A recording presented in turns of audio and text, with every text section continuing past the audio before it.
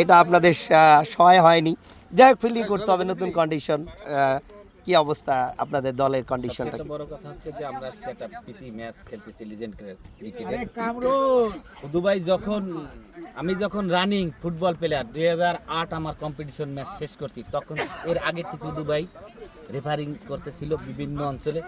তার সাথে আজকে খেলবো, এটি হচ্ছে সবচেয়ে আনন্দের ব্যাপার। সে সুস্থ শরীরে যে আমাদের এই 17-18 বছর পরে আবার ক্রীড়াঙ্গন মাঠে দুবাইয়ের সাথে খেলবো, এটা আমি কোনোদিন চিন্তা করি না। কারণ আমি যখন খেলা অবসান নিছি তখনও সে বাঁশি বাজায়, তাহলে কত আগে থেকে সে খেলার থেকে রিটায়ারমেন্ট নিচ্ছে। এর জন্য ধন্যবাদ ভাই, শারীরিক সুস্থতারও কামনা করি।